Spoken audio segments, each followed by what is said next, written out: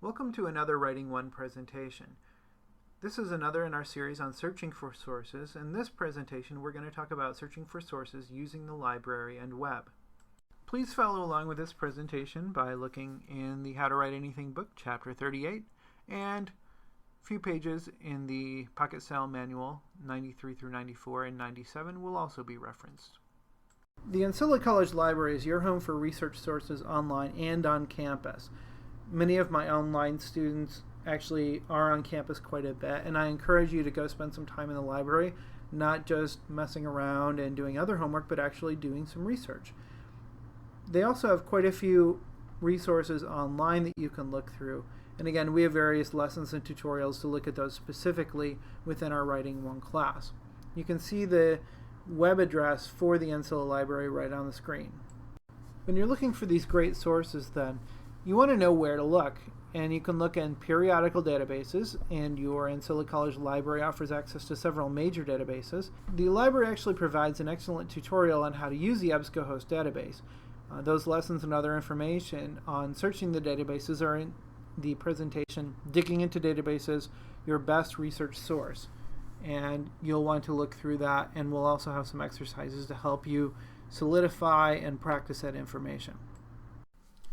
At your Ancilla College Library, you can also find a number of resources both on campus and online. Let's run down through a quick list. On campus, of course, library, you can always find lots of great books. You can find these journals that we've talked about. You can find magazines. You can find media, which is DVDs and CDs. That means sometimes there's a good documentary available that you can use for your papers. Or CDs, again, if you're talking about music or some other things, even books on audio. You can also find some computers and printers that you're able to use. You'll find knowledgeable library staff ready to help you with your research. Keep in mind that the librarians have special training and often have advanced degrees like graduate degrees in helping you with your research. So these aren't just random people off the street who needed a job, so we give them a job hanging out in the library. We do have some student workers in there. They're not trained researchers, but they can help you with basic stuff. But the library staff, the librarians, and the people who work there full time, they're waiting for you. They're ready to help you with all kinds of great research needs. There's also a coffee and a tea bar, which, doesn't have much to do with research, but is helpful if you need that little kick.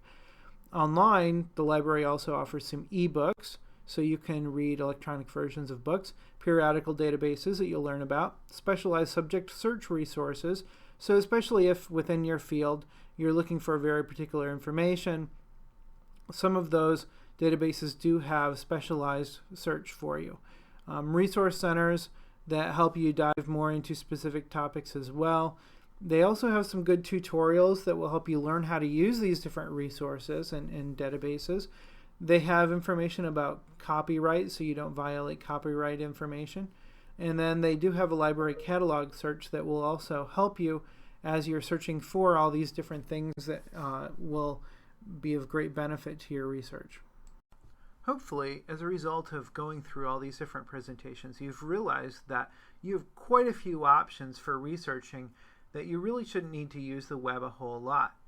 And most of the time you are going to want to start with EBSCOhost or Gales Engage or something else that's a periodical database that will lead you to much better sources. However, I do know that there are quite a few things out on the web that will work pretty well, and that is where you need to go to find some information.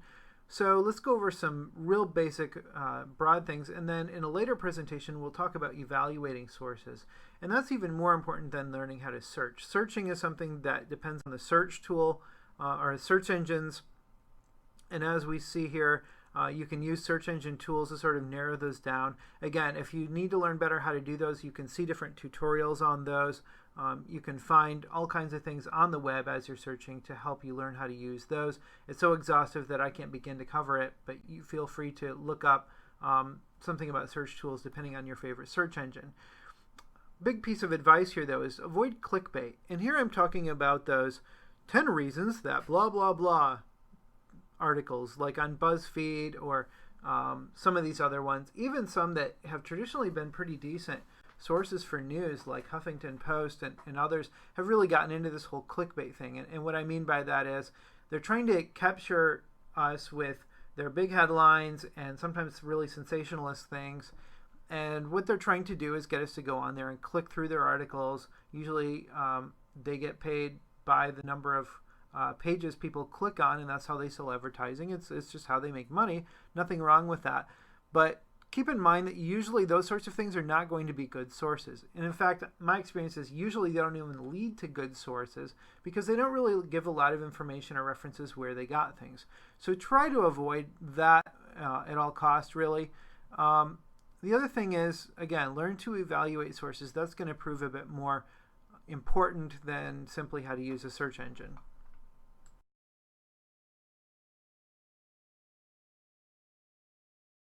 Now that you've watched this presentation, you should go on to the next presentations in our series, evaluating sources and digging into databases. And after you've watched and listened to these, you should be able to go on to some fun practice activities. These are all designed to help you move toward your major projects, and you should be getting going on those too. Again, these are not just things that we put in place because we want to get paid and we have to do this in order to do our jobs. These are things that you really need to know to do college level writing for the rest of your college career. So make sure that you understand these concepts, make sure that you practice these skills, and you'll get better at them as you practice them.